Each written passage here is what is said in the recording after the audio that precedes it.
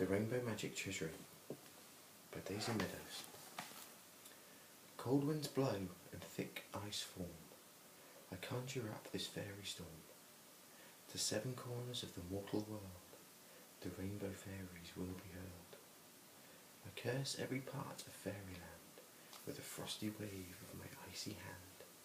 For now and always, from this fateful day, fairyland will be cold and grey.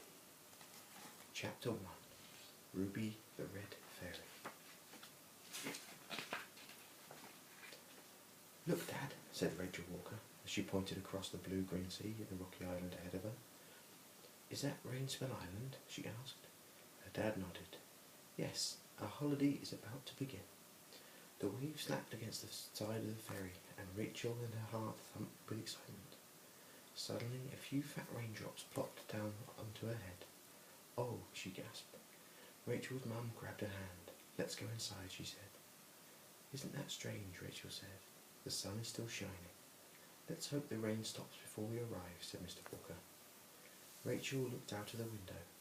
A girl was standing alone on the deck, staring up at the sky. Rachel slipped back outside to see what was so interesting. High above them was the most amazing rainbow that Rachel had ever seen. At one end of the rainbow was far out to sea, and the other seemed to fall on Rainspell Island. "Isn't it perfect?" the dark-haired girl whispered to Rachel. "Yes, it is," Rachel agreed. "Are you going to Rainspell on holiday?" The girl nodded. "I'm Kirsty Tate," she said. Rachel smiled. "I'm Rachel Walker. We're staying at Mermaid Cottage," she added. "And we're at Dolphin Cottage," said Kirsty. "Do you think we might be near each other?" "I hope so," Rachel replied. She had a feeling that she was going to like Kirsty. The ferry sailed into Rainspell's tiny harbour. Seagulls flew around them, and the fishing boats bobbed on in the water. "There you are, Rachel," called Mrs. Walker. Rachel saw her mum and dad coming to the deck. "Mum, Dad, this is Kirsty," she said. "She's staying at Dolphin Cottage." "That's right next door to ours," said Mr. Walker. "I remember seeing it on the map." Rachel and Kirsty looked at each other in delight. "I'd better go and find my mum and dad," she said. She looked round. "Oh, here they are." Kirsty's mum and dad came over to say hello. Then the ferry docked, and everyone began to leave the boat. Mermaid Cottage and Dolphin Cottage were right next to the beach. Rachel loved her bedroom in the attic. From the window, she could see the waves rolling in the sand. A shout from outside made her look down. Kirsty was standing under the window, waving at her. "Let's go and explore the beach," she said. Rachel dashed outside. Seaweed lay in piles on the sand, and there were tiny pink and red shells dotted about. "I love it here already," Rachel shouted happily, above the noise of the seagulls. "Me too," Kirsty said, and she pointed at the sky. "Look, the rainbow's still there." Sure enough, the rainbows glowed brightly among the fluffy white clouds. "Have you heard the story of the pot of gold at the end of the rainbow?" Kirsty added. Rachel nodded. "Yes, but it's just fairy stories," she said. Kirsty grinned. "Maybe. Let's go and find out for ourselves." "Okay," Rachel agreed. They rushed back to tell their parents they were going for a walk, and they set off along the lane. It led from the beach towards a small wood. Rachel kept looking at the rainbow. She was worried that she would start to fade now the rain had stopped, but the colours stayed clear and bright. "It looked like the end of the rainbows over there," Kirsty said. "Come on," she hurried towards the trees. The wood was cool and green after the heat of the sun. Rachel and Kirsty followed the winding path until they came into a clearing. Then they both stopped and stared. The rainbow shone down into the grass in the gap in the trees, and there, at the rainbow's end, lay an old black pot. "It's really a pot of gold!" exclaimed Kirsty. "It could just be a cooking pot," Rachel said. "Some campers might have left it behind." But Kirsty shook her head. "I don't think so," she said. "It must be really old." The pot was sitting on the grass, upside down. "Let's have a closer look," said Kirsty. She tried to turn it over. "It's heavy," she gasped. Rachel went to help her. They pushed and at the pot. This time it moved again, just a little. "Let's try again," Kirsty panted. "Are you ready, Rachel?" Tap, tap, tap. "What was that?" Kirsty gasped. "I don't know," whispered Kirsty. Tap, tap, tap. Kirsty looked down.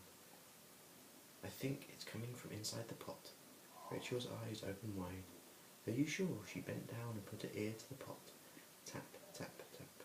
Then, to her amazement, Rachel heard a tiny voice. Help, it called. Help me. Rachel grabbed Kirsty's arm. Did you hear that? Kirsty nodded. Quick, she said. We must turn the pot over. Rachel and Kirsty pushed at the pot as hard as they could. It began to rock from side to side. We're nearly there, Rachel panted. Suddenly the pot rolled onto its side.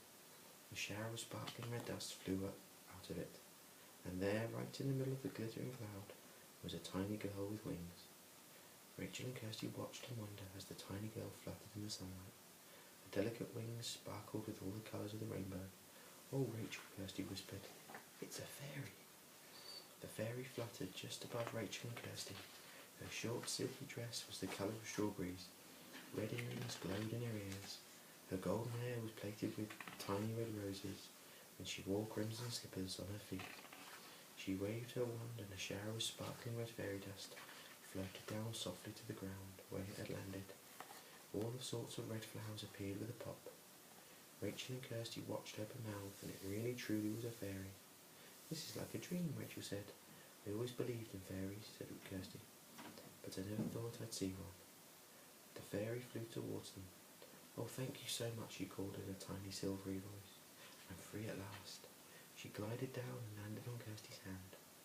Kirsty gasped. The fairy felt lighter and softer than a butterfly. I was beginning to think that I'd never get out of that pot, said the fairy. Tell me your names quickly. Thank you so much. There's so much to be done. We must get started right away. Rachel wondered what the fairy meant. I'm Rachel, she said. I'm Kirsty, said Kirsty. I'm a red rainbow fairy, but you can call me Ruby. The fairy replied. Ruby, Kirsty breathed. A rainbow fairy. Yes, said Ruby. I have 6 sisters. Amber, Saffron, Fern, Sky, Izzy and Heather. One for each colour of the rainbow, you see. It's our job to put all the different colours into fairyland, she explained. Why were you shut up inside the old pot, said Rachel. And where are your sisters, Kirsty added. Ruby's wings drooped, and her eyes filled with tears. I don't know, she said. Something terrible has happened in fairyland. We need your help. Of course we'll help you, Kirsty said. Ruby wiped her eyes. Thank you, she said. First I must show you something. Follow me. As quickly as you can, she flew into the air, her wings shimmering down in the sunshine. Rachel and Kirsty followed Ruby across the clearing. The fairy stopped at the pond, underneath a willow tree. Look, she said, I can show you what happened yesterday. She flew over the pond and scattered another shower of sparkling fairy dust with her wand. The water lit up with a strange silver light. Rachel and Kirsty watched in astonishment as a picture appeared. It was like looking through a window into another land. One of the brightest blue ran past hills of greenest green. The river of brightest blue ran past hills of greenest green. Scattered on the hillsides were red and white toadstool houses, and on top of the highest hill stood a silver palace with 4 pink towers. The towers were so high their points were almost hidden by the fluffy white clouds. Hundreds of fairies were making their way towards the palace. Rachel and Kirsty saw that could see elves and pixies and sprites too. Everyone seemed excited. Yesterday was the day of the Fairyland Midsummer Ball, Ruby explained. She pointed with a wand. There I am with my rainbow sisters. Kirsty and Rachel saw 7 fairies, each dressed prettily in their own rainbow colour. The Midsummer Ball is very special, Ruby went on. My sisters and I are in charge of sending out invitations. To the sound of tinkling music, the front doors of the palace slowly opened. Here comes King Oberon and Queen Tatiana, said Ruby, the fairy king and queen. Kirsty and Rachel watched as the king and queen stepped out. The king wore a splendid gold coat and golden crown. The queen wore a silver dress and a tiara that sparkled with diamonds. Everyone cheered, and after a while the king signalled for quiet. Fairies, elves, pixies and sprites had begun. Welcome to the Midsummer Ball. The fairies clapped and cheered again. Suddenly, a grey mist filled the picture. Kirsty and Rachel watched in alarm as all the fairies started to shiver. A loud, chilly voice shouted out, "Stop the music!" A tall, bony figure was pushing his way through the crowd. He was dressed all in white, and there was frost in his white hair and beard. Icicles hung down from his clothes, but his face was red and angry. Everyone looked scared. Who's that? Rachel asked with a shiver. Jack Frost, said Ruby. Jack Frost glared at the 7 fairies. Why wasn't I invited to the midsummer ball? He asked coldly. The rainbow fairies gasped in horror. Ruby looked up from the pond pitcher. Yes, we forgot to invite Jack Frost. In the pond pitcher, the fairy queen stepped forward. You are very welcome, Jack Frost, she said. Please stay and enjoy the ball. But Jack Frost looked angrier. Too late, he hissed. You've forgotten to invite me. He pointed his thin, icy finger at the rainbow fairies. You will never forget this, he snarled. My spell will banish the rainbow fairies to the 7 corners of the mortal world. From this day on, fairyland will be without colour forever. An icy wind began to blow. It picked up the 7 fairies and spun them up into the sky. The other fairies watched in dismay. Jack Frost turned to the king and queen. Your rainbow fairies will never return, he cackled. He walked away, leaving a trail of icy footprints.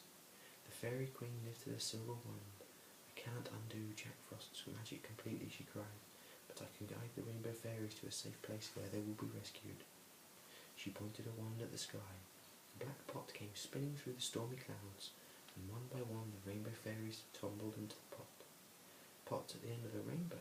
Keep our rainbow fairies safely together, the queen called, and take them to Rainspell Island. The pot flew out of sight behind a dark cloud.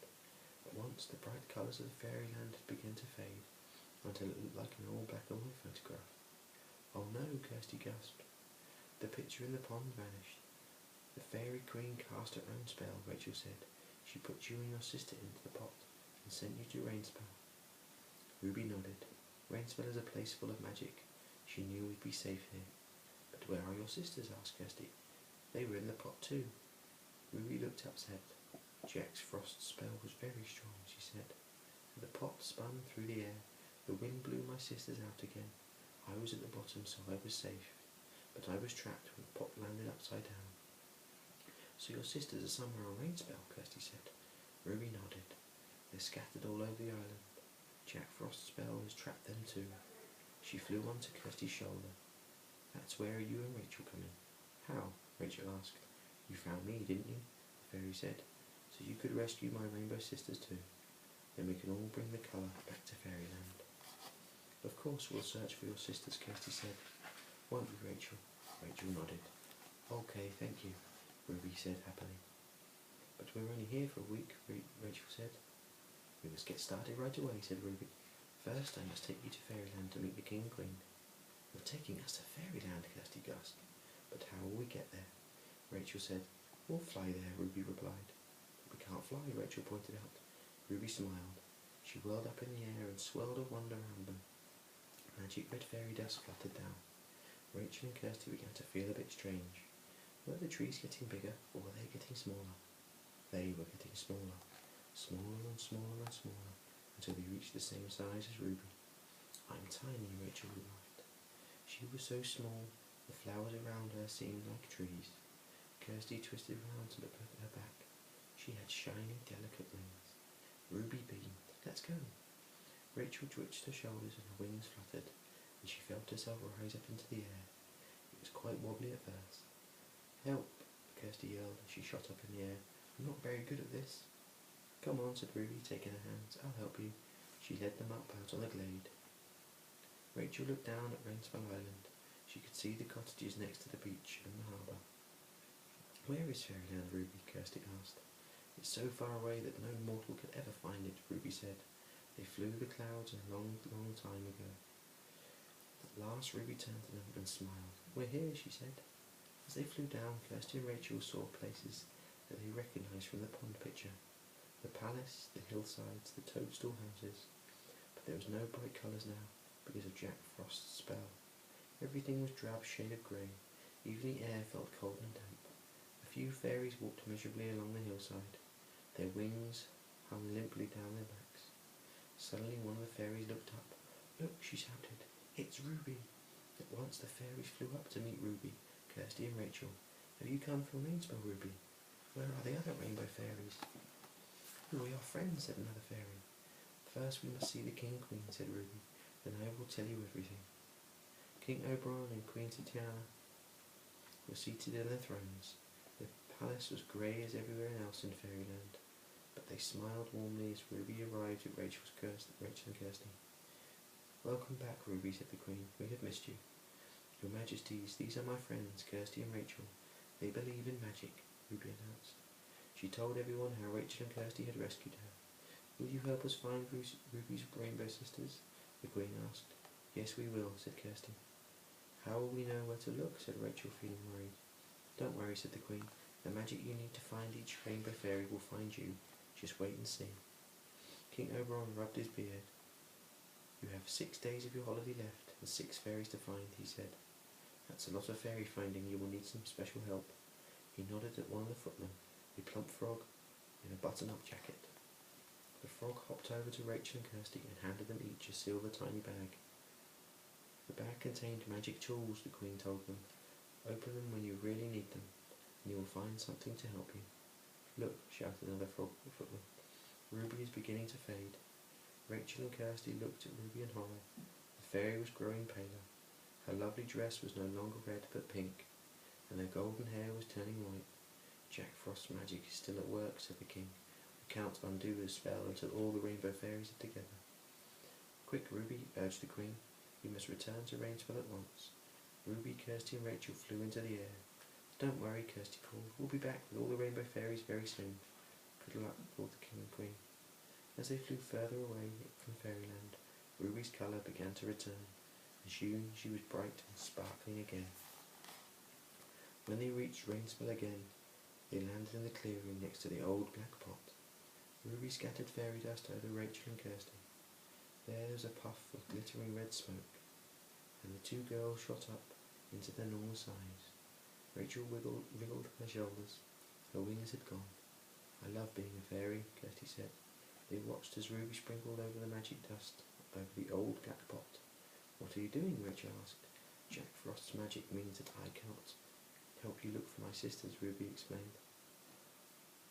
I will have to wait here, in the pot at the end of the rainbow. Suddenly the pot began to move. It rolled across the grass and stopped under the weeping willow tree. The pot will be hidden under the tree, said Ruby. It will be safe here. We'd better start looking for the rainbow fairies, Rachel said to Kirsty. Where shall we start? Ruby shook her head.